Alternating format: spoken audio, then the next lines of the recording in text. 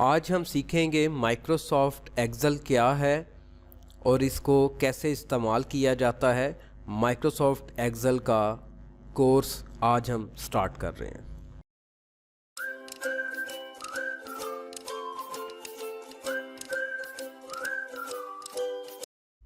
इब्तदा है रब अज़ीम के बाबरकत नाम से, जो दिलों के बेत बखूबी जानता है। देखती आंखों सुनते कानों को शकील अंजुम का सलाम। आप देख रहे हैं हमारा YouTube channel learn with Anjum, your online learning source.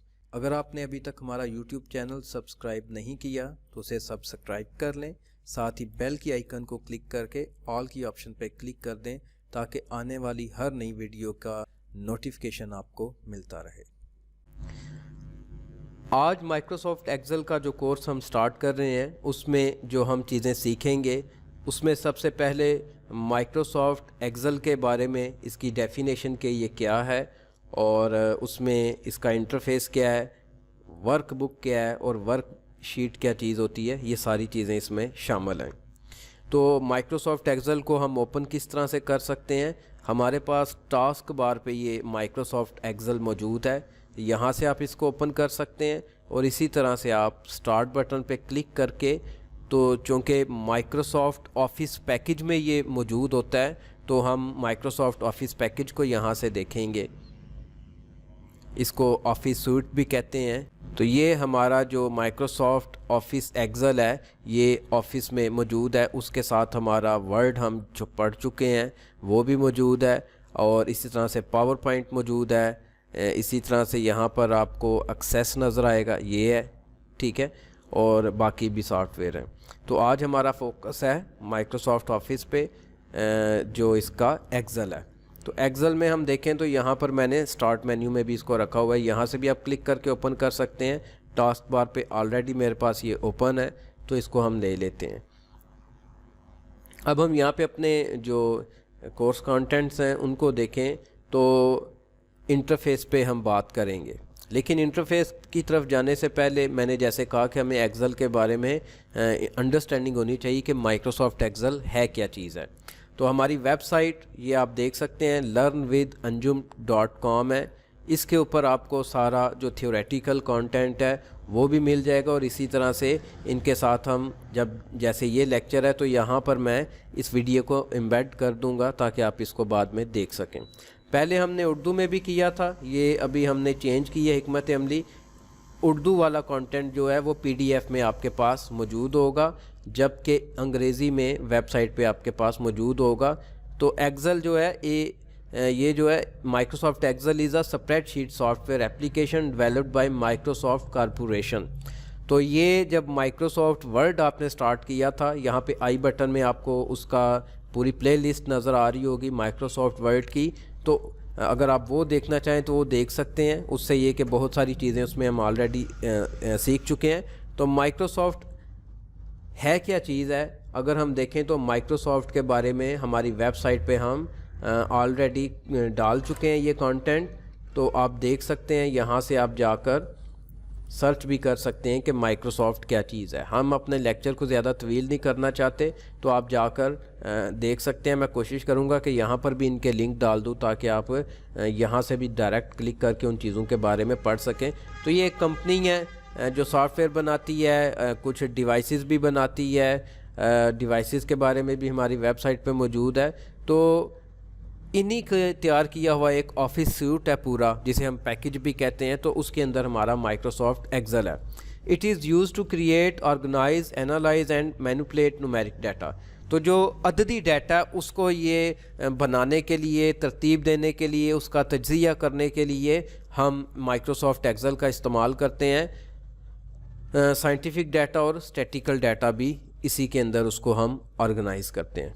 Excel is designed to work with data stored in rows and columns।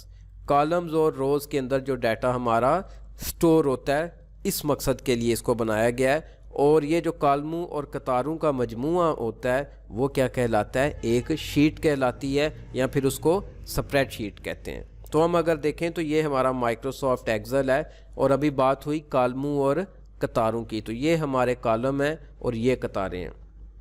हम आगे जाके इसको मज़ीद डिटेल में देखते हैं।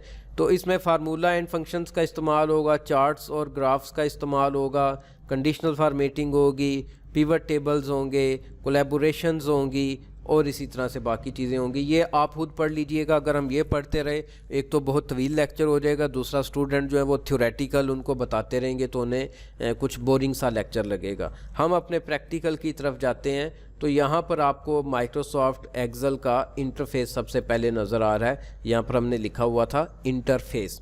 तो इंटरफेस का मैं पहले भी बता चुका हूँ, जो माइक्रोसॉफ्ट वर्ड पढ़ा था आपने, कि आपका जो फेस है वो बताता है कि आप गुस्से में हैं, आप खुशी में हैं, आप किसी को अच्छे तरीके से मिल रहे हैं या आपको किसी से मिलना पसंद नहीं, आपके एक्सप्रेशन बता देते हैं, आपका फेस बता देता है, वो आपका इंटरफेस है। तो इसी तरह माइक्रोसॉफ्ट एक्सेल में हम देखें तो ये सबसे ऊपर आपको एक बार नज़र आ रही है, तो इसको हम क्या बोलते हैं, टाइटल बार।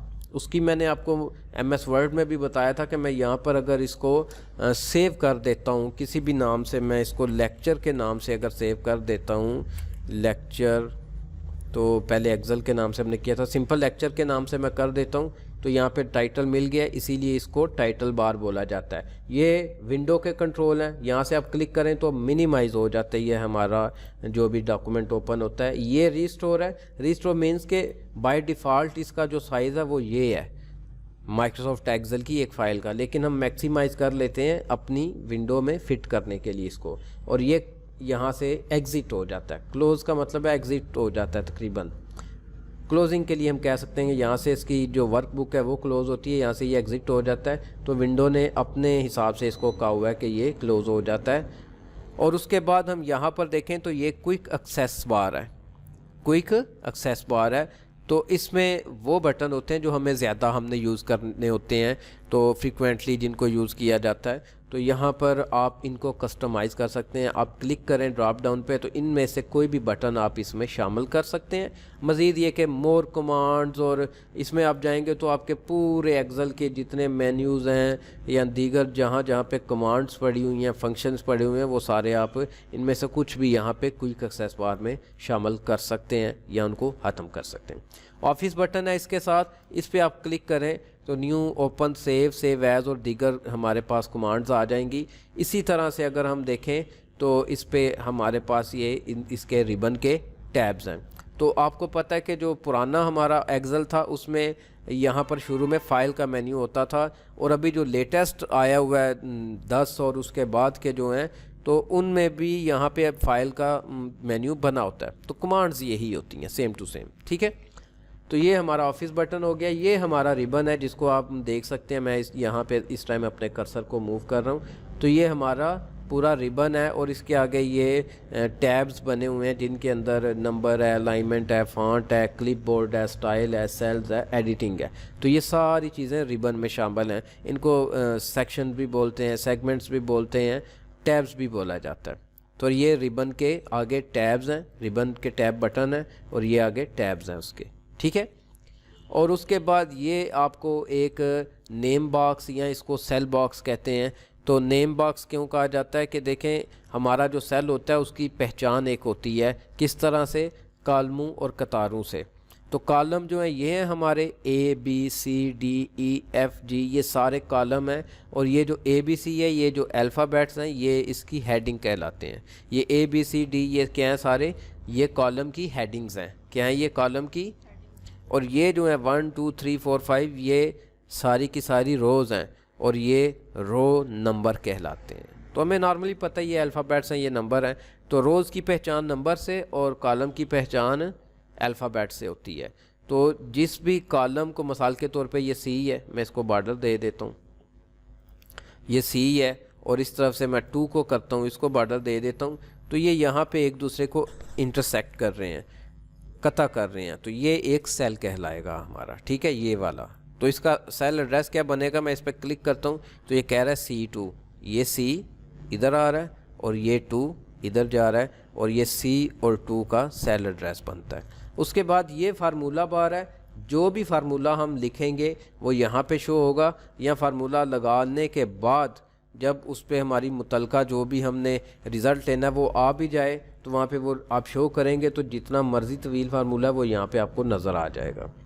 इसी तरह से ये हमारी वर्कबुक है, वर्कशीट भी इसको बोलते हैं, जो कॉलमों और कतारों का मजमू है।